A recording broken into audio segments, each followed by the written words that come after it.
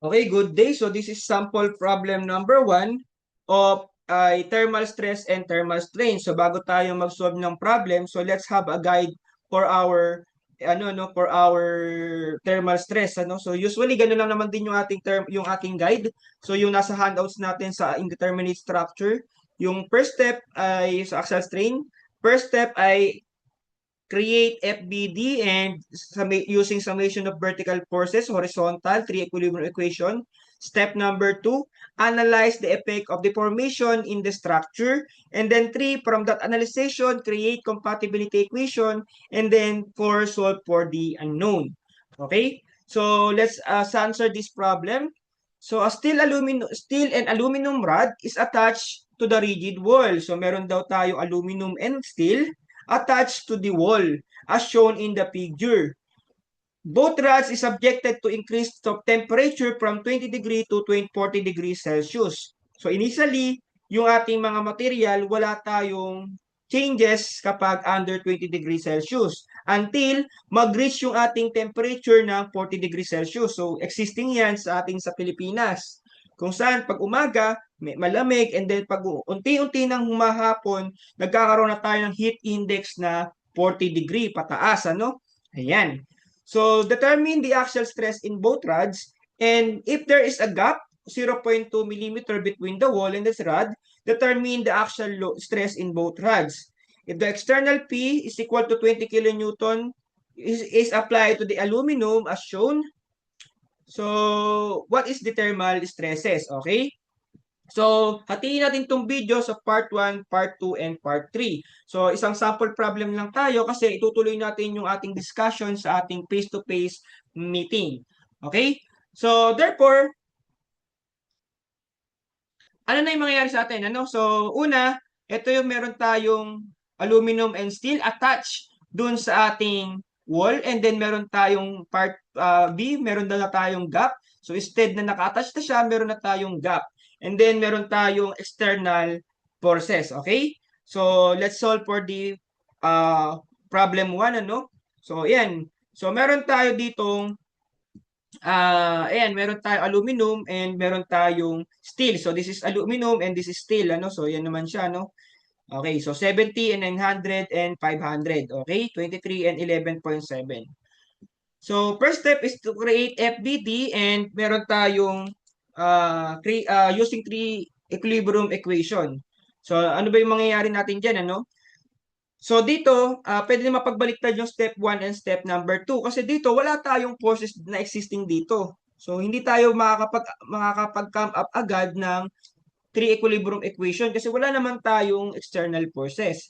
So mapipilitan tayong pumunta sa step number 2 kung saan analyze the deformation in the structure and create compatibility equation. So dito pag-analyze na tayo, pwede na tayong mag-create ng FBD, pwede na tayong mag-create ng three equilibrium equation and compatibility equation. Okay?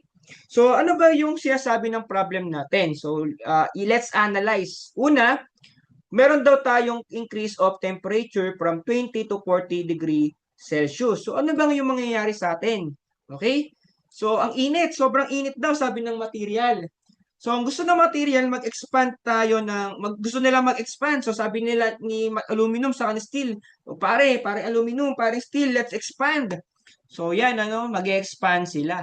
So, ito yung deformation ni aluminum due to temperature, and ito yung ating deformation ni steel due to temperature. Ayan. So, kasi sobrang init, nag-increase from 20 degree to 40 degree Celsius. So, gusto ng material mag-expand. Kaso, meron tayong rigid wall. So sabi ng wall, hoy, aluminum, hoy, steel, hindi kayo pwedeng mag-expand. Hanggang dyan lang kayo. Hindi kayo pwedeng lumagpas dyan. Okay? So pinipigilan sila. So nagkakaroon sila ngayon ng thermal stress. So nagkaroon tayo ng reaction. So anong reaction yan? That is a compression. Bakit compression? Kasi nga, gustong mag-expand ni aluminum at ni steel. So, pinigilan silang mag-expand ng ating wall. So, kasi nga, restrained yung ating material. Okay? Restrained sila both side. So, ngayon, na-stress ngayon silang dalawa. Ano ba naman yan? Kakainis. Ang init na nga, ayaw pa tayong palabasin. Okay? So, yun. So, yun yung nangyari. So, therefore, meron na tayong reaction at A, ano?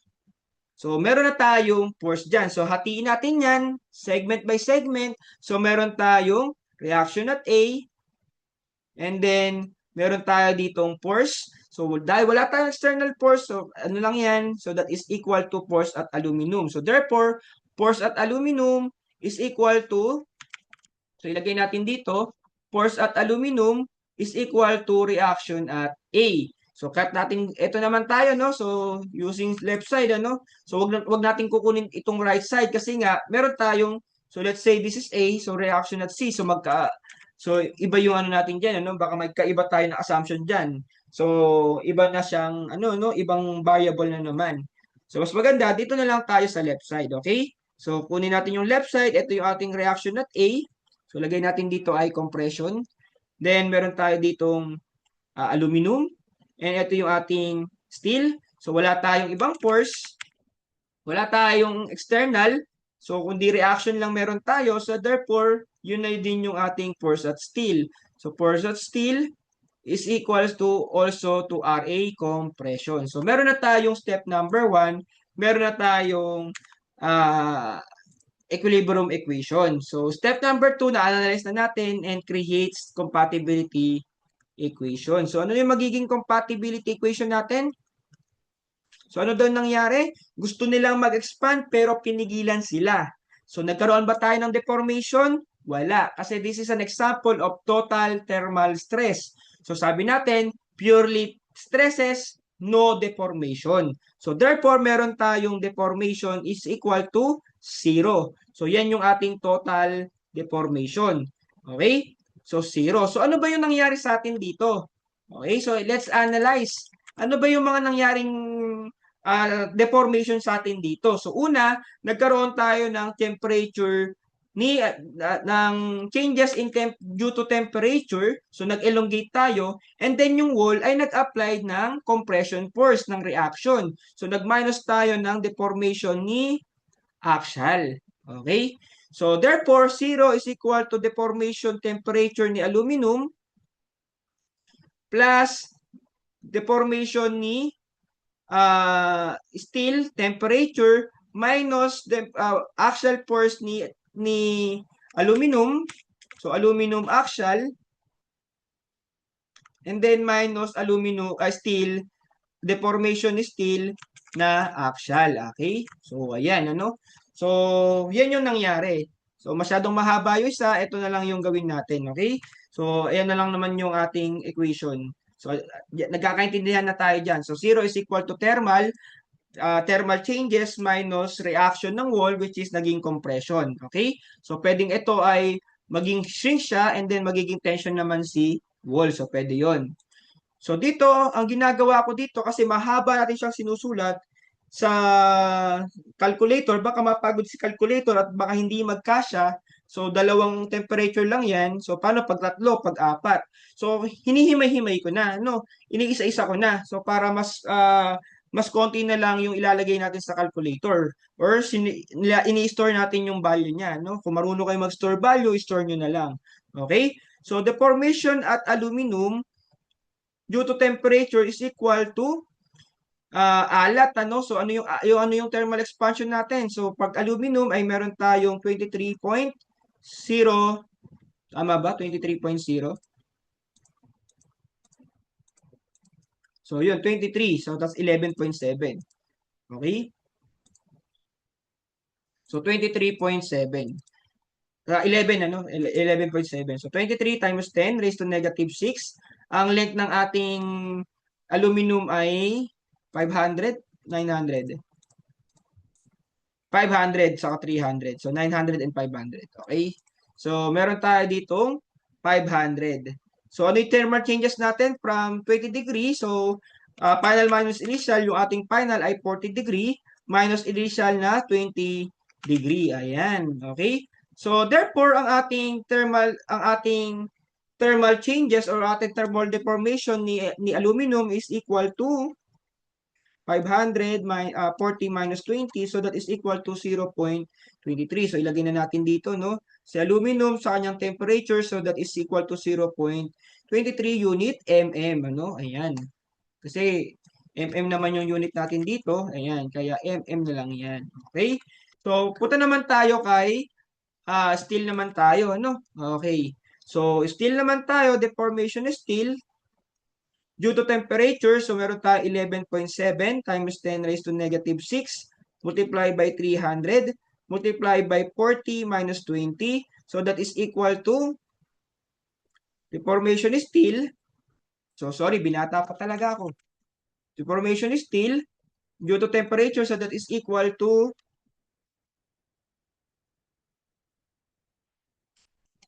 0.0702 mm. So yun, mapapansin natin, pag mas mataas yung ating thermal expansion, mas malaki yung nangyayari sa ating deformation, okay? Unlike kay steel na mababa yung kanyang yung kanyang thermal expansion, so meron lang siyang 0.0702 0.0702 millimeter. So ganyan lang siya kaliit, okay? So, yun.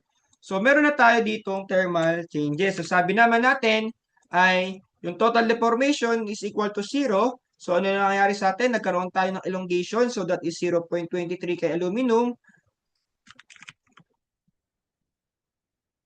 plus 0.0702 millimeter kay steel. So, anong ginawa ng wall? Tinulak sila pababilik or kinompress sila. So, meron tayong force kay aluminum multiply by area which is 900, length pala which is 500 over 900 multiply by ano ba to?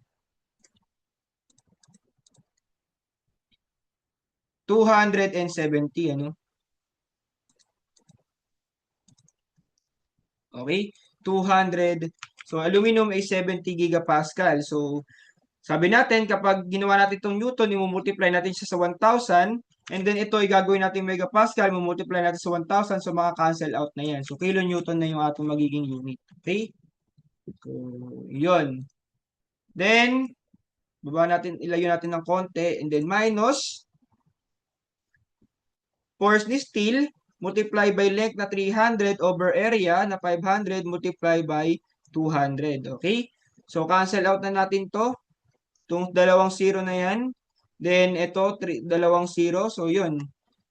Cancel out na yun. Meron na lang tayong 5 dito. And ito ay 9 na lang. Ano? Ayan. So, 5 multiply by 9. Okay? So, kinancel out na natin. Ito ay 300 na yan. Ito, yan. So, yun. Okay? So, ito ay 9 na lang. At ito ay 3 and ito ay 2. So, sabi natin, yung PAL and yung ating force at steel is parehas na RA. So, bakit sir tayo nag-minus dito? Hindi plus. So, mag-minus tayo kasi meron tayong compression. Okay? Mag-minus tayo dito kasi compression yung ating force ng ating reaction. Okay? So, yun yung ating assumption. So, let's replace this by RA. Okay? So, replace natin ng RA. So, therefore, RA is equal to P aluminum. So, that is equal to PST. So, that is equal to, so 0.23. So, 0 is equal to 0.23 plus 0.0702 minus x multiplied by 5 over 9 multiplied by 70 minus x multiplied by 3 then over 500 multiplied by 2. So that is equal to 27.449 kilonewton. Masyadong malaki, ano? Yung 27.449 kilonewton na yan, i-divide mo yan sa 9.81, so para maging kilogram, so that is equal to 2,798 kilogram, ano? So, 2 tonelada. So, ganyan yung effect ng ating temperature sa material. Kung mapapansin ninyo, wala pa tayong inilalagay na forces dun sa material natin, pero stress na yung material. Okay? So, ganyan siya kadelikado. Kasi kapag naglagay na tayo ng force, so isipin natin, akala natin ang design natin, ang ating kayang dalhin ng ating load is 3,000 kilogram. Eh, isang libo pa lang, bumigay na yung ating load, yung ating material. Kasi nga, meron tayo tinatawag na thermal stress. So, sa thermal stress pa lang, nag-change tayo ng 20 to 40 degrees Celsius. Ang nangyari na sa material natin ay, nagkaroon na siya ng 2,000 ay 27.449 kilonewton. Ang laki niyan, masyado siyang malaki. Okay? Ang katumbas niyan ay 2,700 kilogram. So wala pa yung material. Kaya kailangan nating ina-analyze ano ba yung effect ng thermal dun sa ating material. Okay? So nakikita natin, nabivisualize natin, ang laki pala.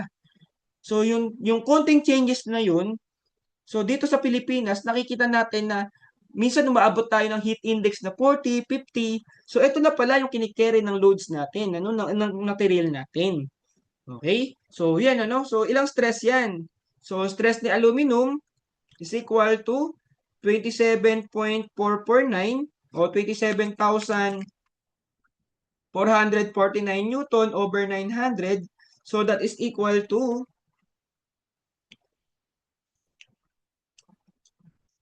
30.50 megapascal. Okay, so ang taas. And then yung ating steel naman ay 27.449 over 500. So that is equal to 55 or 54.9 megapascal. Ano? So napakataas ng ating stresses so, sa ganyang temperature. So ito na yung ating final answer. Okay? So again, ang analyzation natin dito, napakalaki ng effect ng ating thermal stress dun sa ating material. Okay, wala pa tayong nilalagay na load, stress na yung material natin. So delikado na siya. Kasi kunyari, nag-alagay na tayo ng 1,000 kilogram.